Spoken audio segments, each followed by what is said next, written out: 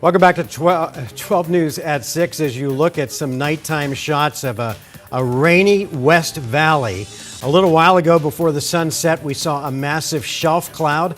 That shelf cloud produced a lot of rain and even a noticeable amount of hail in some parts of the West Valley around Desert Sky Mall between, say, 65th and 75th Avenue. We saw a lot of hail piled up on the sidewalks. And now that storm has moved on and parts of it are headed north towards Cave Creek. Another storm has spawned and it is headed from South Mountain out towards Ahwatukee.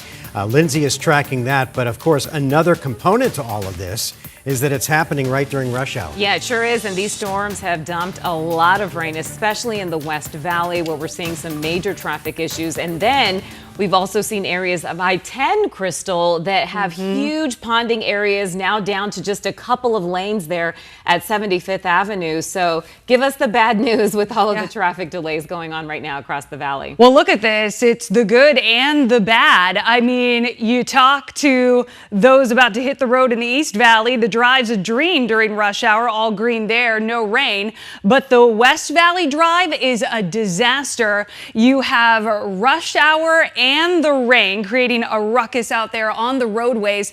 See the solid line of red going in both directions on I-10 in the West Valley. I checked in on the average speed. 8 miles an hour. It is mostly on the brake pedal than the gas in both directions, with reports of flooding.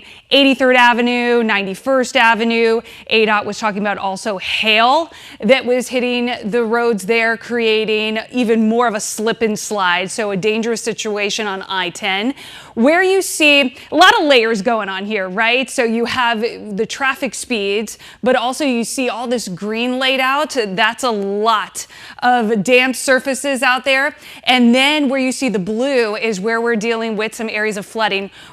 We're looking live right now, I-10 and 75th Avenue. That just reinforces what I just showed you there on the map. Glossy surfaces, it piling up on the sides, everybody slowing things down. It's a giant slip and slide out there, and we have a number of crashes that have been reported throughout the West Valley.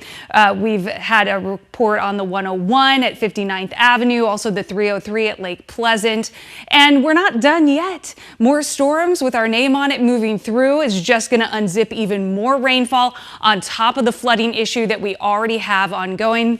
Lindsay's been talking about the flood alerts that have been basically following suit behind the severe thunderstorm warnings. So that is certainly a big issue in the West Valley. And then the East Valley heads up. If a storm heads your direction, that's going to create more hiccups on the road. We also have a closure due to flooding. This is on State Route 238. Both directions have been taken out for a long stretch here between Maricopa and Gila Bend. And there's no estimated time to reopen this. So if this was part of, say, maybe your route, even tomorrow, I would check back in before you make this part of your equation, because flooding can really impact this area for a long time. So right now you can already see the delays that are bunching up here approaching Maricopa, but really you'd have to go way out on I-10 and loop around on I-8 to get around this one. But just looking back at the valley, be ready for more impacts from the rain and perhaps even some wind. Lindsay was talking about those strong winds that were blasting out of the storms as well. So that's another hazard that could really trip up travel out there on valley freeways. Back to you.